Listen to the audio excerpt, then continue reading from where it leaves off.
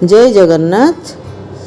आज मु गोटे रेसिपी आनी जहाँकि छतु भजा ना आपण मैंने छतु चिल्ली भी कही पारे, किंतु एटा छतु चिल्ली भी नहीं कि छतु भजा नहीं, जहाँ भी आपण मानकर इच्छा कही पारे। तो मुझे आलू भी पकई से मु छतु भजा कहूँ।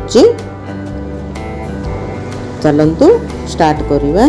प्रथमे मु छतुटा को भलारे धोई देरी सेटा को काटी देइथिली। तापरे आलूटा को भी मु धोई देखंतु एई प्रकार मु काटी थिली। तापरे सेथि पई मु पियाज आउ मरच टमाटो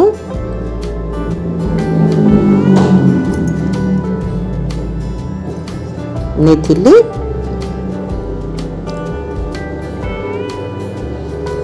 तापरे गोटे करेई बसेबा। तापरे आमे सेटा तेल टिके पकेया। तेल गरम होला परे आमे सेथिरे फुटण पकेया। फुटण रे मु बिरी जाई सोरिष जीरा नेथिली। तापरे से पियाज टमाटो मरच सेथिरे पकेदा। पूरा नॉर्मल एटा बनैथिली। एथिरे किछि आउ मसला व्यवहार मु भी हेले करिनी कि घरे आमे जहाँ मसला व्यवहार करचोंदी सेथिरे पका हिथिला, आउ एथिरे किछि पका हिनी। दो एही परी घरे हमर बनांतु आउ पिला नु दियंतु आ वयस्क लोक ने हेले खाइले भी ए जाको किछि भी होबनी। आमे जहाँ घरे नॉर्मल जिंस खाइले भलो, सेथिबे ध्यान दियंतु जहाँ कि आमे घरे बनैगिरी नॉर्मल जिंस खाइ परिया। देखंतु सेटा को मोर भजा हो सारा पर मो अदा रसुण छेचिकी नेली सेथिरे पकेली। तापरे सेटा टिके भाजी होला परे छतु आउ आलू सेथिरे पकेली।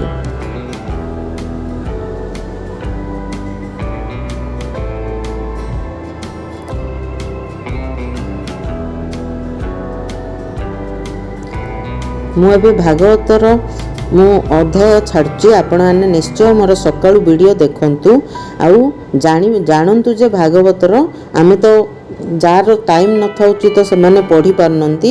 एबे वीडियो माध्यम रे मु छाड़ुची। आपण मैंने निश्चय मो वीडियोटी देखंतु आ स्किप करंतु नाही। आउ जानि परिबे भागवतरे कोन लेखा अछि आउ आमे कोनोसी कथा भी हेले से भागवतरु सिखि पारिया। देखंतु से छतु रे मोर टिके सेटा को भाजी होला परे सेथिरे मरच गुंड आउ हल्दी गुंड पकेइथिली। सेटा को भाजी होला परे तापरे लूण पकेया। एथिरे छतु आमे तो एडारे प्लेट किछि घोड़े आनी, काईना प्लेट घोड़े बोले पानी से छतुरु बाहरियो, सेथिबे प्लेट किछि घोड़े आनी। एथिरे मु मैगी मसला पकेइथिली। आपण माने घरे भी से तो मसला गुंड गरम मसला भी पकेले हबो। सेते मोर घरे मैगी मसला तो थिला, मु मैगी मसलाटा पकेइथिली। काईना मैगी मसला रे भी भलो टेस्ट आसुची। तापरे सेटा को मसलाटा को पकेइगिरी भलार सेटा को मिसै देली। तापरे एबे टिके घोड़ेया 5 मिनट का घोड़ेया। देखंतु एबे भी घोड़ेलु रहले मोर पानी भाला, किंतु बेसी बाहरलानी। जदि प्रथमे जदि आमे जदि छतुटा को पकेला पर जदि घोड़नटा घोड़ेदा बेले अधिक पानी बाहरियो।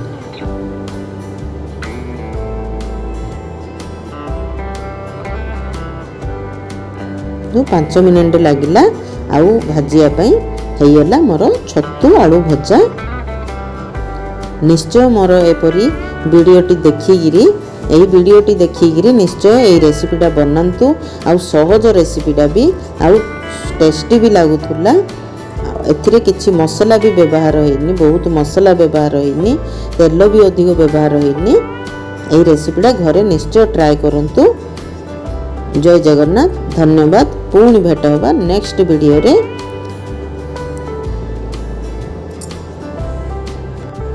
वीडियोटी जदि भल लागला लाइक शेयर कमेंट अधिक मात्रा रे करंतु। आ जदि नुआ रे वीडियोटी देखुचंती सब्सक्राइब तो निश्चय करंतु।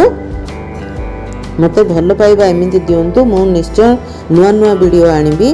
केतळ आमे घरोई खाद्य केतळ आनिबी, केतळ भल खाद्य भी धरिकी आसबि। किंतु मोर रेसिपी रे बेसी तेल मसला युक्त नहीं। आपण मैंने निश्चय मो चैनल टी सब्सक्राइब करंतु। पुणी कहूँ जय जगन्नाथ, धन्यवाद।